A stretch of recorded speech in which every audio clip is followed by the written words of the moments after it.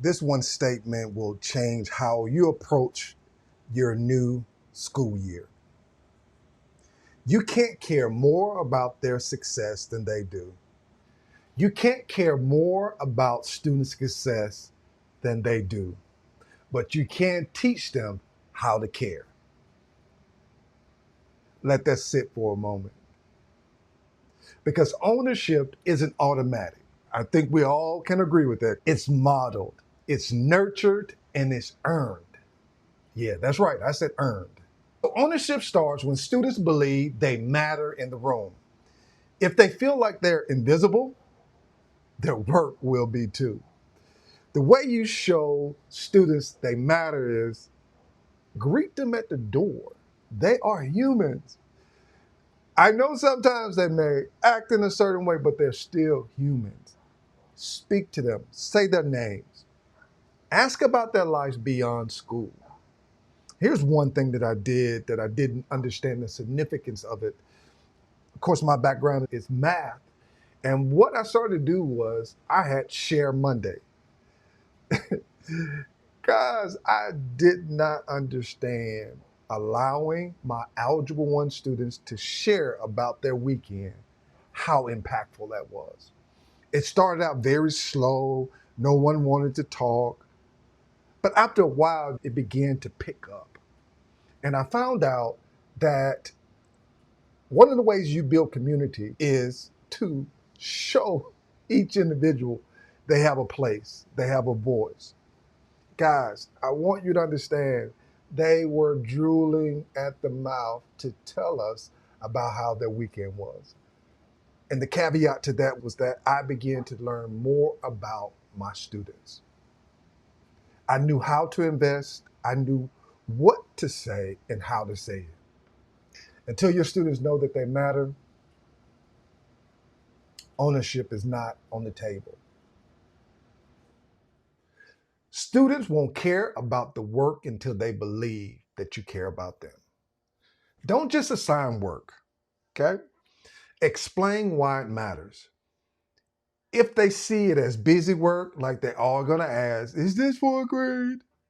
Then they're treated like the background noise and it didn't matter to them. Connect it to real life scenarios. I get it. I'm a math person and I know sometimes it's not robust. It's just straightforward. It's algorithms and there's no context in some cases. But find a way to show them that it matters, not just to you, but it matters for them moving forward. Also, give them the opportunity to show their work. Now, again, I'm not just saying, hey, pen and paper to show their work, display their work. If their work is displayed and it shows them that their work matters beyond what's on the paper, whether that's using strategies as gallery walks or just simply just putting a star. Yes, I know that is so old school. Take a sticky, one of those stickies and put it on there and say, great job. That makes a huge difference to them. They're never too old for stickies. I've done high school, done middle school, never too old for stickies. So when you approach them, the thing you need to understand is that their work has value. And when their work has value, they want to do more of it. They want your affirmation. Now, the next one is one that happens over time, but you have to find a place to begin it. And this word that we all try to avoid, even as adults, the word is called accountability. I know, I get it. But accountability is not a punishment, it's a partnership. When ownership is established, it begins to grow. And when the student knows that they're expected to finish strong, they do just that. But you have to give them the opportunity to grow. And if you don't give them the opportunity to grow and have a, a unrealistic expectation on them, they're always going to miss the mark. And it's just doing simple things of even just having student goal trackers, teaching them how to set a goal and understanding the difference between a short-term goal and a long-term goal. Oh my goodness, it's so important. They understand that that long-term goal is broken up into small segments.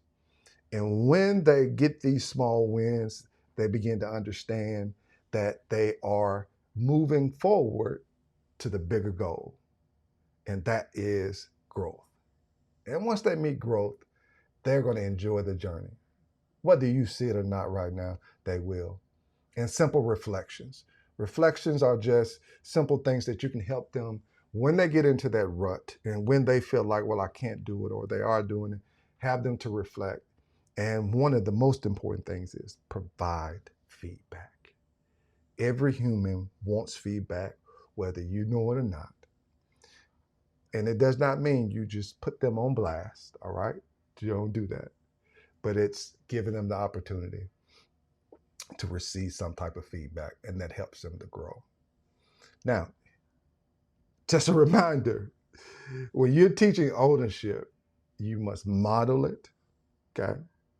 You must give them space to practice it and provide feedback. Hey, at worst, they're going to fail forward. That's the worst they can do. But once you establish structure, ownership is something that's within their reach. Hey, I'm Tony Kimble. Thank you for listening to this video. Subscribe if this added value. Share this with an educational buddy. Y'all have a great one. This has been Transform One.